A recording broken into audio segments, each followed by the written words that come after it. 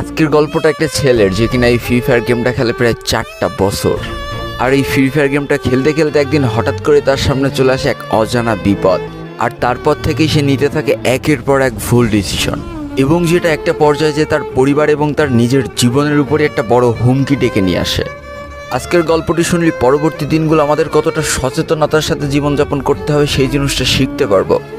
আর আমাদের জীবনেও যদি এমন বিপদ চলে আসে তাহলে সেটার মোকাবেলা কত সুন্দরভাবে করতে হয় সেটাও আজকে জানতে পারবো এই ভিডিওটা দেখলে। তো বেশি ব্যাকপ্যাক না করে ছোট্ট একটা ইন্ট্রো আজকের ভিডিও শুরু করা যাক।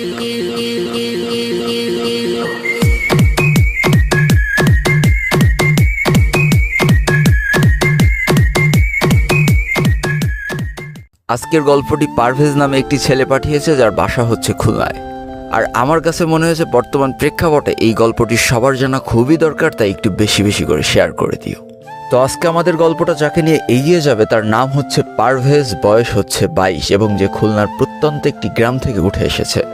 ছোট্টখাট্ট একটা গ্রাম, দুধারে যত দূর চোখ যায় খালি ফসলের মাঠ, আর মাঝখান দিয়ে ছোট্ট একটা পাকা রাস্তা, যেটা এই গ্রামের মানুষের সাথে যোগাযোগের মূল রাস্তা হিসেবে ধরা হয়।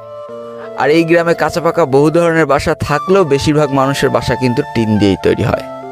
তো আমাদের পারভেজ পেশায় একজন কর্মচারী, সংসারের টানাপোড়ানের লেখাপড়ার পাঠ অনেক আগেই কিন্তু তার চুকে গিয়েছে। তো পারভেজ প্রতিদিন সাইকেল চালায়, শহরে যায়, সারাদিন হাড় ভাঙা খাটুনি খাটে, আর রাত্রেবেলা যখন বাসায় ফেরে তখন বন্ধুদের সাথে আড্ডা মেরে তার দিনকাল খুব ভালোই যাচ্ছিল। তো একদিন দোকানের অন্যান্য কর্মচারীদের সাথে বসে গল্প করার সময় সে এই ফ্রি ফায়ার গেমটা সম্পর্কে জানতে পারে। তো শুভ কাজে তো আর দেরি করতে নেই, তাই ওই দিন থেকে পারভেজ পা দেয় এই ফ্রি ফায়ারের জগতে। আর এইভাবে তার দিন ভালোই চলে যাচ্ছিল। সারাদিন পরিশ্রম করতো, সন্ধ্যে থেকে এসে গেম খেলতো, রাত্রেবেলা আরামসে একটা ঘুম দিত। আর এই করতে করতে 1টা বছর, 2টা বছর, 3টা বছর, একে একে কেটে গেল 4টি বছর। এতদিনে তাদের গ্রামে ছোট বড় মিশে অনেকে এই ফ্রি ফায়ার গেমটা খেলা শুরু করে দিয়েছে। তো আমি ভিডিওর শুরুতেই তোমাদের একটা কথা বলেছিলাম যে পারভেজের গ্রামে ছোট বড় অনেকগুলো দালান থাকলেও বেশিরভাগ বাসা কিন্তু টিনের বাসা। আর তাদের গ্রামটা শহর থেকে যেহেতু একটু দূরে, তাই এখনও গ্রাম পর্যন্ত কিন্তু ওয়াইফাইয়ের আলোটা পৌঁছায়নি। অর্থাৎ তাদের গেম খেলার একমাত্র অবলম্বন ছিল কিন্তু এই ফোন ডাটা। যদিও আমরা জানি যে বর্তমান ফোন ডাটায় খেলা আসলে কতটা কষ্ট, ভিপিএন লাগে, গেম থেকে বের করে দেয়, তারপরেও সবকিছু সহ্য করে কিন্তু তারা এই গেমটা খেলছিল। তবে একটা কথা কি জানো, যাদের কপালে দেয় তাদের দিতেই থাকে, আর যাদের কপালে নেই তাদের কপালে কিচ্ছুই থাকে না। একে তো ভিপিএন দিয়ে খেলতে হয়, গেম থেকে বারবার বের করে দেয়, নেট প্রবলেম তো আছেই, তার উপরে আবার মনে করো গ্রামের 50% বাসায় কিন্তু টিনের বাসা। তো যারা টিনের ঘরে বসবাস করে তাদের ফোনের নেটওয়ার্ক কিন্তু খুব বেশি ভালো পায় না, কারণ আমাদের টিনের যে আস্তরণ সেটা কিন্তু আমাদের নেটওয়ার্ক সিস্টেমটাকে বাধাগ্রস্ত করে। এমনকি তুমি জানলা খুলে জানলার পাশে বসে থাকলেও অনেক সময় কিন্তু নেটওয়ার্ক ভালো পায় না। যারা টিনের ঘরে বসবাস করো তারা আমার কথাটা খুব ভালো মতোই বুঝতে পারছো। অবশ্যই কমেন্ট করে জানিও যে আমার কথা ঠিক আছে নাকি ভুল। তো আমাদের গল্পের পারভেজদেরও কিন্তু ছিল টিনের বাসা, আর তাদের বাসায় ছিল নেটওয়ার্কের প্রচুর সমস্যা। আর যাই হোক, অন্তত বাসার ভিতরে বসে ভিপিএন কানেক্ট করে এই গেমটা খেলা ছিল ইম্পসিবল। তবে সামান্য টিনের ঘর আর একটু নেটওয়ার্কের প্রবলেম কখনো মানুষের গেম খেলা থেকে আটকাতে পারে না। এদিকে এই গ্রামটার সাথে যোগাযোগ করার সেই একমাত্র রাস্তাটি কিন্তু পারভেজদের বাসার পাশ দিয়ে চলে গিয়েছিল। রাস্তার এক সাইডে যত দূর চোখ যাচ্ছে খালি মাঠ, আর এক পাশে পারভেজদের বাসা। জায়গাটা আসলেই সুন্দর, তাই না? পারভেজের মুখেও যখন এই কথাটা শুনেছিলাম তখন তাদের গ্রামে যাওয়ার একটা আগ্রহ আমার মধ্যে জন্মাইছে। তো পারভেজ সহ তাদের এলাকার কিছু গেমার কিন্তু এই মাঠে বসে, এই রাস্তার ধারে বসে তারা গেমটা খেলতো, আর এইখানেই তাদের নেট পিং কিন্তু মোটামুটি লেভেলের খুবই ভালো পেত। আর ফ্রি ফায়ার গেম খেলার জন্য নেটওয়ার্ক যে কত ইম্পর্টেন্ট একটা জিনিস সেটা তোমরা সকলেই জানো। তো আজ থেকে প্রায় 23 দিন পিছনে প্রতিদিনকার মতো পারভেজ দোকানের সমস্ত কাজ সেরে সন্ধ্যে সে সাইকেল নিয়ে বাসার দিকে রওনা দিয়ে দেয়। বাসায় পৌঁছাতে তার আধা ঘন্টার মতো টাইম লেগেছিল, ততক্ষণে কিন্তু চারিপাশে সন্ধ্যা ঘনিয়ে এসেছে। বাসায় পৌঁছায় ক্লান্ত শরীর নিয়ে গোসল দেওয়ার পর দুটো খেয়েই সে তার ফোন নিয়ে চলে যায় রাস্তায় গেম খেলার উদ্দেশ্যে। অন্যদিন রাস্তায় 2-1 জন বসে গেম খেলেও আজ সে এসে দেখে হঠাৎ করে সে একাই রয়েছে। তো সে আর কোনো কিছু না ভেবে একা বসে গেম খেলতে শুরু করে দেয়। প্রায় আধা ঘন্টা 1 ঘন্টা গেম খেলার পর তার হাত পা যখন লেগে গিয়েছিল, সে একটু আড়ামোড়া খাওয়ার জন্য হাত পাটা যেই একটু নাড়াচাড়া করে, সেই হঠাৎ করে তার পায়ে কি যেন একটা কামড়ায় বসে। অন্ধকারে তেমন কিছু খেয়াল করতে পারলো না, কিন্তু ফোনের লাইট জ্বালাইতে জ্বালাইতে যে কামড়টা দিয়েছে সে ততক্ষণে ওইখান থেকে পগার পার। সাথে সাথে পারভেজের পায়ে শুরু হয় অসহ্য যন্ত্রণা। বুঝতে আর বাকি থাকে না তাকে হয়তো কোনো একটা বিষধর সাপে কামড়িয়েছে।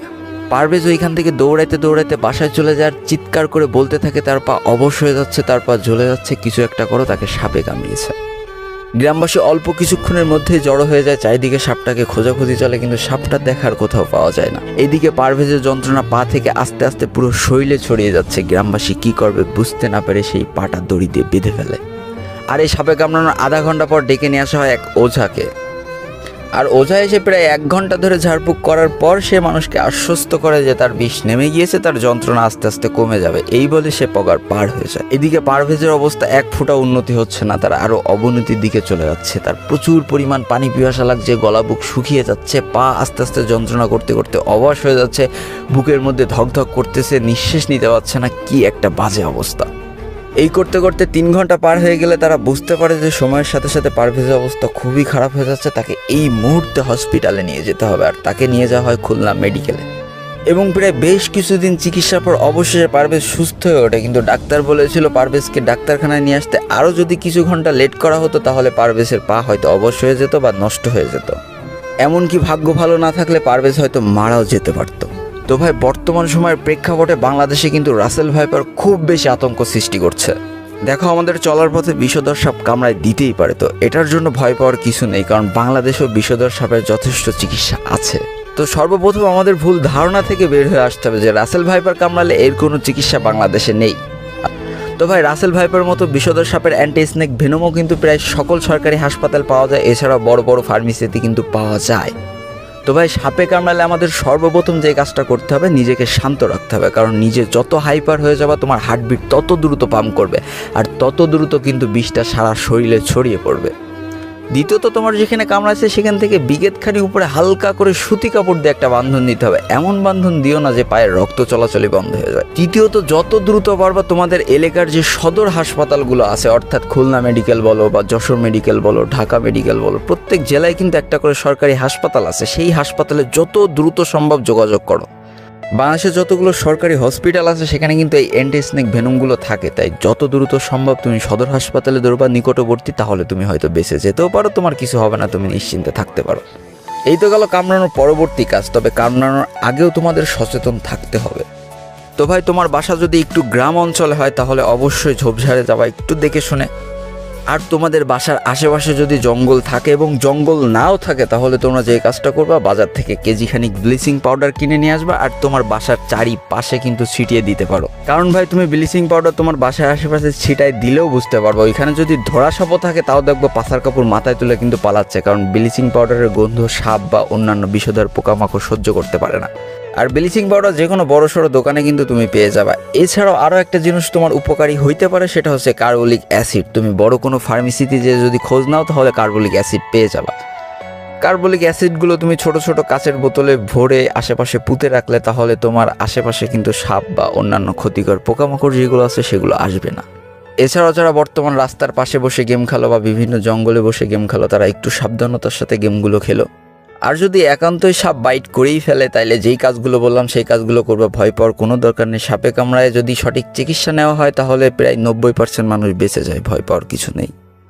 তো আজকের ভিডিওটা এই পর্যন্তই ছিল। ভিডিওটি ভালো লাগলে অবশ্যই একটা লাইক করে ফেলো, কমেন্ট করো, বন্ধুদের কাছে শেয়ার করে দিও। আর যদি আমার চ্যানেল নতুন হয়ে থাকো, চ্যানেলটিকে সাবস্ক্রাইব করে পাশে থাকা বেল আইকনে ক্লিক করে ফেলো আর আমাদের এই সুখী পরিবারের একজন মেম্বার হয়ে যাও।